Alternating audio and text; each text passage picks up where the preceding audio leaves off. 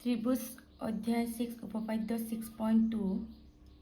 যদি এডাল ৰেখাই এটা ত্ৰিভুজৰ যিকোনো দুটা বাহু একে অনুপাতত ভাগ কৰে তেনেহলে এই ৰেখাডালে তৃতীয় বাহুৰ সমান্তৰাল। চোৱা আমি প্ৰথমে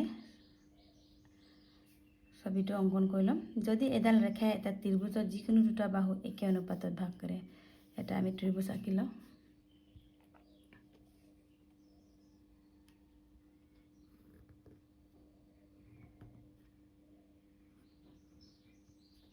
এইটো আমি নামাকৰণ কৰিম ABC। যদি এডাল ৰেখাই এটা ত্ৰিভুজৰ যিকোনো দুটা বাহু একে অনুপাতত ভাগ কৰে, এইটো নাম দিছোঁ DE, তেনেহ'লে এই ৰেখাডাল তৃতীয় বাহুৰ সমান্তৰাল, মানে একে অনুপাতত, মানে AD/DB AE/EC মানে প্ৰমাণ কৰিব লাগে তৃতীয় বাহু। ইয়াত আমাৰ AB আৰু AC ছেট কৰিলে, আৰু তাৰপৰা কি কৈছে, AD/DB AE/EC দিয়া আছে, আৰু এই ৰেখাডাল, এইটো ডি ৰেখাডাল তৃতীয় বাহু কি থাকিলে আমাৰ BC। এই BCৰ কি হয়, সমান্তৰাল বুলি দেখাব লাগে। এতিয়া আমি চাওঁ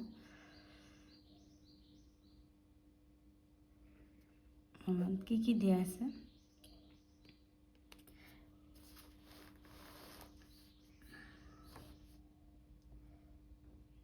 দিয়া আছে কি দিয়া আছে, ডাইৰেক্ট লিখিম আমি। দিয়া আছে AD/DB আকৌ AE/EC প্ৰমাণ কৰিব লাগে যে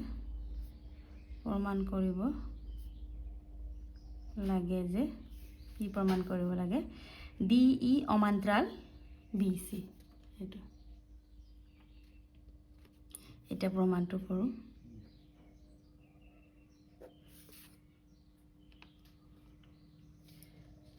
আমি ইয়াত আৰু এটা ৰেখা ডিৰ পৰা ই লৈ টানিছোঁ, ডি ইটোক নামাকৰণ কৰিছোঁ আমি ই ড্ৰেছ। এতিয়া চোৱা, ধৰোঁ DE ড্ৰেছ সমান্তৰাল কি BC। এইটো DE ড্ৰেছ সমান্তৰাল BC আমাক প্ৰমাণ কৰিব লাগে, DE সমান্তৰাল BC। ইয়াৰ আমি এটা আকৌ সমান্তৰাল ৰেখা টানি DE ড্ৰেছ সমান্তৰাল BC ধৰি লওঁ। তেতিয়া কি হ'ব, AD/DB সমান AE ড্ৰেছ বাই E ড্ৰেছ C। কাৰ মতে, আমাৰ টেলছ উপপাদ্যৰ মতে। এইটো 1 নম্বৰ দিছোঁ। এই উপপাদ্য, এইটো আমাৰ টেলছৰ উপপাদ্যৰ মতে, টেলছ উপপাদ্য মতে। আকৌ কি দিয়া আছে আমাক, আকৌ দিয়া আছে কি দিয়া আছে, AD/DB আকৌ AE/EC দিয়া আছে। এইটো 2। এতিয়া আমি কি কৰিম, AD/DB আমি কি পাইছিলোঁ, AE dress E dress C বহাই দিম।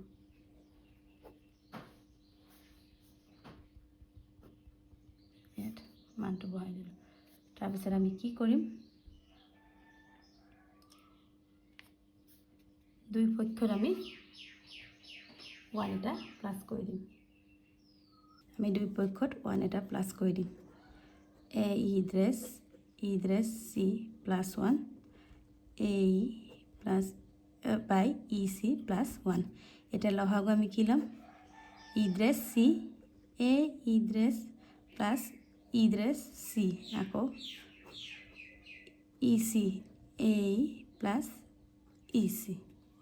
এটা আমি লসাগু লৈছোঁ ইয়াৰ লসাগু ইড্ৰেছ চি হয় ইয়াৰ লসাগু ই চি এতিয়া চোৱা এ ইড্ৰেছ প্লাছ ইড্ৰেছ চি হ'লে কি হয় আমাৰ এ চি তলত থাকিলে ইড্ৰেছ চি আকৌ এ প্লাছ ই চি কি হয় এ চি এতিয়া চোৱা ইয়াত এ চি ওপৰত আছে কেঞ্চেল গ'ল তেনেহ'লে কি থাকিলে আমাৰ 1 বাই ইড্ৰেছ চি আকৌ 1 বাই ই চি এনেকৈ উল্টা কৰি দে ইড্ৰেছ C equal to E C এয়া সম্ভৱ হয়নে তোমালোকে ছবিটো চোৱা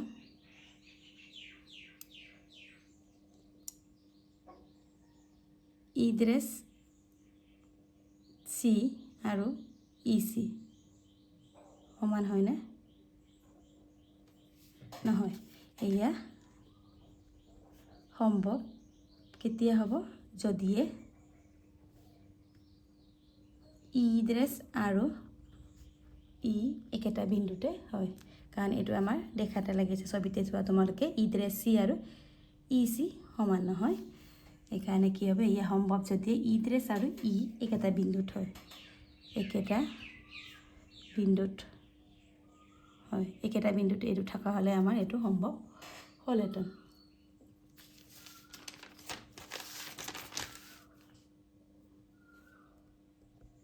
এতিয়া আমাৰ কি ডি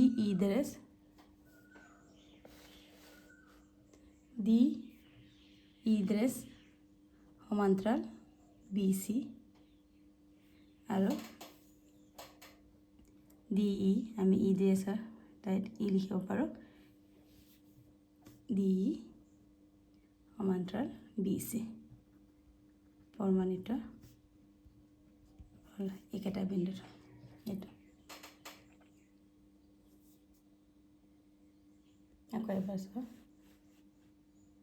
ইয়াত দুটা ছবি মই আঁকিছোঁ কিন্তু দুটা ছবি আঁকাৰ প্ৰয়োজন নাই ভিডিঅ'টো কৰোঁতে ওপৰলৈ যোৱাৰ কাৰণে মই আকৌ তলতো আঁকি দেখুৱাইছোঁ নিজৰ সুবিধাৰ কাৰণে এতিয়া নেক্সট আমি এক্সাম্পল এটা চাওঁ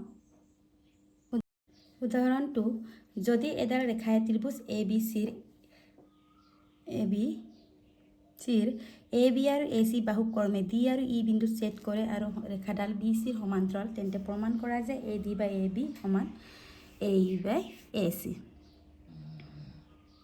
এতিয়া আমি প্ৰথমে অংকন কৰি লওঁ ছবিৰ অবিহনে জ্যামিতিৰ প্ৰমাণ কৰাটো অসম্ভৱ তোমালোকে নাপাৰিবা প্ৰথমে আমি প্ৰশ্নটো কি কৈছে তাৰ আধাৰত আমি অংকন কৰি ল'ব লাগে ত্ৰিভুজ এ বি চি আমি আঁকিলোঁ আৰু এ বি আৰু এ চি বাহু ক্ৰমে এ বি এইটো আৰু বাহু এ চি এইটো বাহু ডি আৰু ই বিন্দুত ছেদ কৰিছে আৰু ৰেখাডাল আমি অংকন জইন কৰি দিলোঁ ডি আৰু ই আৰু এই ৰেখাডাল ডি ই কাৰ সমান্তৰাল আমাৰ বি চিৰ তেন্তে হ'লে কি দেখাব লাগে এ ডি বাই এ বি আৰু এ ই বাই এ চি বুলি আমাক দেখাবলৈ কৈছে চোৱা এতিয়া দিয়া আছে কি দিয়া আছে আমাক ডি ই সমান্তৰাল বি চি প্ৰমাণ কৰিব লাগে যে A D by A B A E by A C বুলি এতিয়া প্ৰমাণটো চা কি দিয়া আছে আমাক দিয়া আছে ডি ই সমান্তৰাল বি চি ডি ই সমান্তৰাল বি চি হ'লে আমাৰ কি হ'ব A D by D B আকৌ A E by E C কিহৰ মতে আমাৰ এইটো টেলেছ উপপাদ্যৰ মতে অলৰেডি আমি পাই আহিছোঁ টেলেছ উপপাদ্যৰ মতে কিন্তু আমাক কি প্ৰমাণ কৰিব কৈছে AD বাই AB আৰু AE বাই AC আমি এতিয়া ইয়াত কি দিয়া আছে AD DB AB পাবলৈ হ'লে আমাক কি কৰিব লাগে বা AC পাবলৈ হ'লে দুই সাইডে 1 প্লাস কৰিব লাগে তাৰ আগতে আমি 1 প্লাস কৰাৰ আগতে AD টো অলৰেডি তোমালোকৰ প্ৰশ্ন আছে উল্টা কৰি দিব লাগে এনেকৈ দুই সাইডে উল্টা কৰি ল'ব লাগে এনেকৈ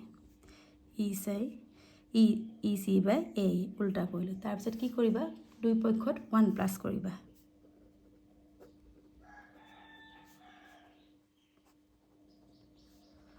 তাৰপিছত আমি সিম্পল ক্যালকুলেশন আমি লহাগু লম ইয়াৰ লহাগু কি হবে AD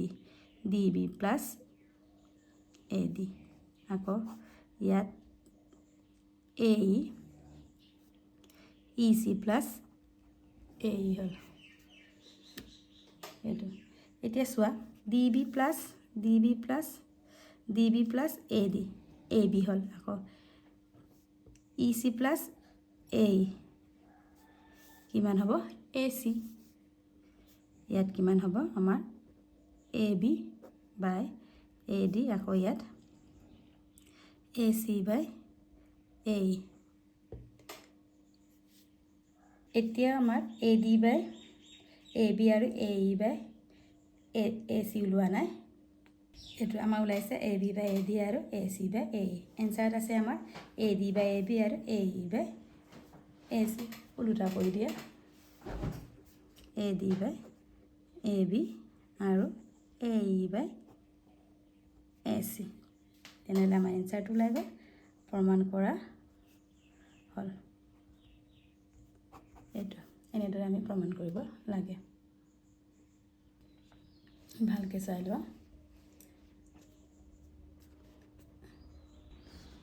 ইয়াৰ পিছত আমি অনুশীলনী 6.2 টো আলোচনা কৰিম